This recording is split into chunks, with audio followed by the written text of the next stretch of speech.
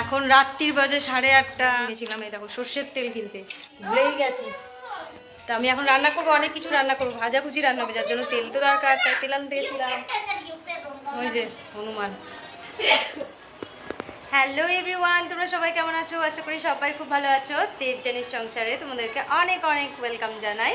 তো কালকে আছে শীতলা মায়ের পুজো, যার জন্য আমি এখন সন্ধ্যেবেলায় দেখলে তো তেল নিয়ে এলাম।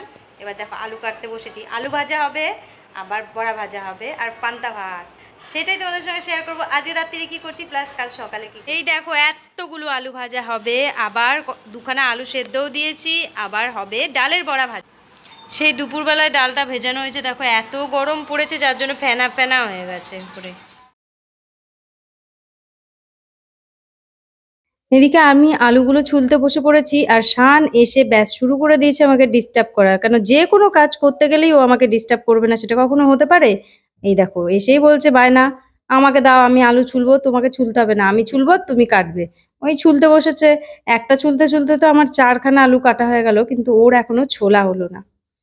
এবার এই কাঁচিটা দেখেছো, এই কাঁচিটা আমাদের কিন্তু চায়না কাঁচি, নর্মাল কাঁচির মতন না। এই ট্রেন থেকে এনেছিল শানের বাবা, ওইটা দিয়ে এখন কাজ চালাই। তেলের প্যাকেটটা কেটে তেলটাকে ঢেলে নিলাম। গরমটাও দিয়েছে, জীবনটা শেষ হয়ে যাবে। আহ কি সুন্দর হাওয়া দিচ্ছে, মাঝে মাঝে জানালা দিয়ে ফুরফুর ফুরফুর করে হাওয়া।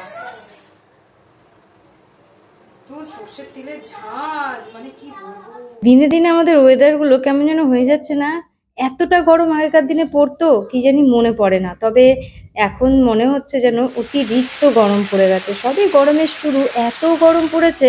আর ফ্যান ছাড়া তো 1 মিনিটও থাকা যাচ্ছে না, তবে এসি হলে তো বেশিই ভালো হতো। যাই হোক, এসি ঘরে নেই, ফ্যান দিয়েই আমাদের কাজ চলে যায়, এসি লাগে না। আর এই দেখো শুরু করে দিয়েছি, আলু ভাজা তো বসিয়ে দিয়েছি, আর এদিকে ডালগুলো কত সুন্দর ভেজানো ছিল, নরম হয়ে গেছে, সেগুলোকে মিক্সিতে লঙ্কা দিয়ে বেটে নিয়ে দেখো নুন হলুদ দিয়ে মিশিয়ে বড়া ভাজা বসিয়েও দিয়েছি। এই ডালের বড়া দিয়ে কিন্তু পান্তা ভাত খেতে ভীষণই ভালো লাগে। তো কাল সকালেই সেটা আমরা খাবো, আজ রাত্রিরেও কয়টা ভাজতে ভাজতে আমি খেয়ে নেবো।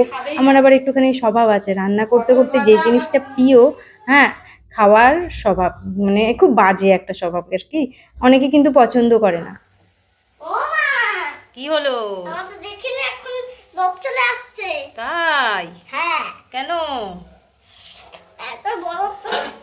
এই দেখো ভাত, এই দেখো এই হাঁড়িতেও ভাত, সকালের আর দুপুরে সব ভাতের মধ্যে জল ঢেলে রাখবো। আর এই বড়া ভাজা দিয়ে আলু ভাজা দিয়ে আমরা কালকে পান্তা ভাত খাবো, শীতল পান্তা। ঘুম থেকে উঠে পরের দিন সকাল, মানে শীতলা পুজোর দিন সকালবেলা। তো গুড মর্নিং বন্ধুরা, তোমরা সবাই কেমন আছো? আশা করি সবাই খুব ভালো আছো, আমিও ভীষণ ভালো আছি। তবে আজকে পুজো বলে বেশি ভালো আছি, কেন যে কোনো পুজো পার্বণ অনুষ্ঠান তোমরা সবাই জানো ভীষণ ভালো লাগে আমার। কেননা সাজু গুজু হয়, ঘুরতে যাওয়া হয়, বাইরে বেরোনো হয়।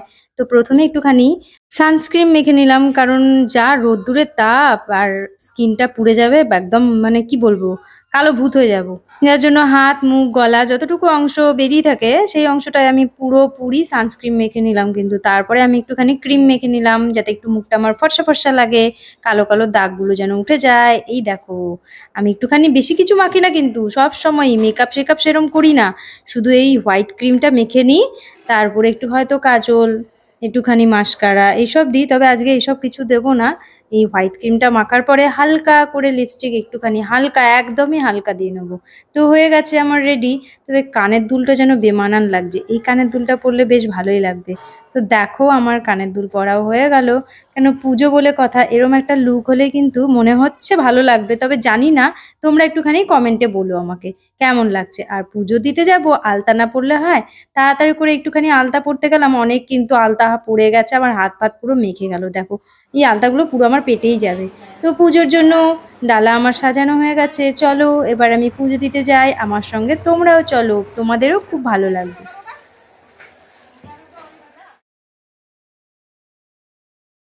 হাঁটতে হাঁটতে চলে এলাম একদম মায়ের মন্দিরে, মানে শীতলা মায়ের মন্দিরে। দেখো আমাদের শীতলা মাকে কত সুন্দর হলুদ রঙের একখানা জামদানি পরিয়েছে, আর খুবই সুন্দর লাগছে মাকে। এইদিকে আমি ধূপকাঠি মোমবাতিটা জ্বালিয়ে দেখিয়ে নিচ্ছি।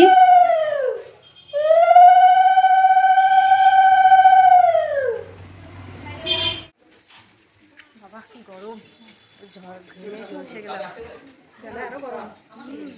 সবে পুজোর জোগাড় হচ্ছিল বলে মন্দিরের সামনেটা ফাঁকাই ছিল। আমি একটুখানি বসে মন ভরে মাকে দেখছিলাম আর প্রণাম করছিলাম। তারপরে দেখি কুডুস এসেছে। ও বাবা, কুডুসকে কোলে না নিলে না, একটু আদর করলে হয়?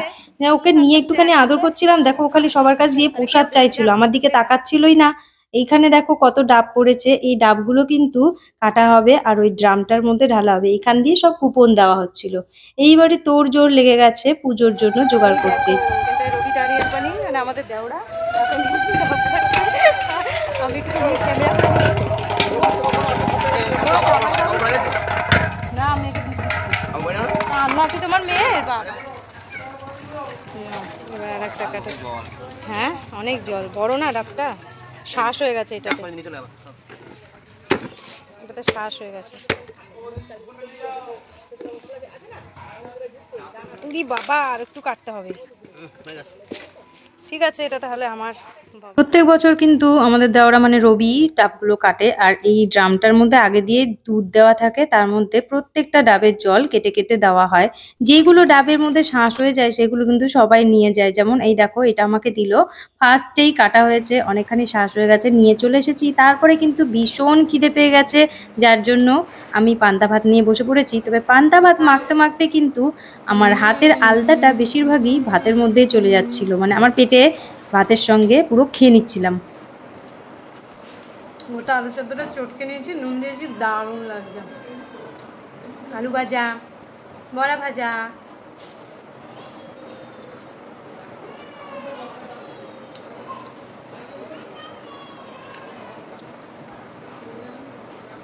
দিন প্রত্যেক বছরই এরকমই হয়, বেশ ভালোই যায় দিনটা। কোনোরকম সকালের কাজটা সেরে পুজো দিয়ে এলাম, পেটটাকে ঠান্ডা করে নিলাম শীতল পান্তা খেয়ে, আর এইবারে বসে পড়েছি নারকেলের শ্বাসটা খেতে। আমি প্রত্যেক বছরই কিন্তু নারকেলের শ্বাস নিয়ে আসি। তোমাদের কার কার এরকম নারকেলের শ্বাস খেতে ভালো লাগে অবশ্যই একটা কমেন্ট বক্সে কমেন্ট করে আমাকে কিন্তু অবশ্যই জানাবে। এই ডাবের শ্বাসটা খেয়ে দিয়েই আমি আবার দেখতে যাব ঠাকুরমশাই এসেছে নাকি, পুজোয় বসেছে নাকি। তবে আমি আবার চলে এসেছি। হ্যাঁ, এখানে ঠাকুরমশাই এসে গেছে, পুজোও বসে গেছেন। আর দেখো কত ডালা পড়েছে, সবাই মানে গোটা পাড়ার লোকই আজকে তো এখানটায় পুজো দেয়, যার জন্য পুরো পাড়ার লোকের ডালা কতটা হতে পারে তোমরা তো জানোই। এই দেখো কত সুন্দর লাগছে আমাদের শীতল মাকে দেখতে। তারপরে আমরা এখানে পুজো দেখে ফুল ফ্যামিলি, মানে রবি ছিল, হ্যাঁ আমার ছোট যা ছিল, তারপরে আমার ছেলে ছিল, সবাই মিলে আরেকটা জায়গায় চলে যাচ্ছিলাম পুজো দেখার জন্য। তার আগে এসেছে লক্ষ্মী। বাহ, লক্ষ্মীকে দেখো কত সুন্দর আদর করছিল শান, কিচ্ছু বলে না। আমরা এখন আমাদের পাড়ার শীতলা মায়ের পুজো দেখতে দেখতেই আরেক জায়গায় পুজো দেখতে যাচ্ছি। চলো তো কোথায় যাচ্ছি তোমাদেরকে দেখাই। গলি দিয়ে মোমবাতির, দেখো কত বড় বড় মোমবাতিগুলোর কি অবস্থা, দেখো জ্বলছে না। এখানকার ঠাকুরটা এখানে এখনো জোগাড় চলছে, আমাদের ওখানে তো পুজোয় বসে পড়েছে। ডাব কাটাও হয়নি এখন, ডাব কাটা হবে। শুদ্ধই খেতে হয়, মুখে পড়লে তখন ফুচফুচ করে ফেলে দিতে হয়। যেহেতু আমরা পান্তা ভাত খেয়েছি, শান একদম পছন্দ করে না, যার জন্য দেখো ওর খিদে পেয়ে গেছে, আমরা তরমুজ খাচ্ছিলাম। তারপরেই চলে এসেছে বাড়িতে কুলো। কুলো ঠান্ডা করতে হয়, যার জন্য পাখার হাওয়াও দিচ্ছিল। দেখো এইভাবে একটুখানি সিঁদুর মাখামাখিও হয়, ওই কাকিমা আমাকে একটুখানি সিঁদুরও দিয়ে দিয়েছিল। কুলো আসার পরে, কুলো চলে যাওয়ার পরে যে জলটা দেওয়া ছিল সেই জলটা নিয়ে আমরা সবাই একটু করে মাথায় দিচ্ছিলাম। তারপরে যেটা চাল দিতে হয়, তেল দিতে হয়, সেটা দিয়ে দিলাম।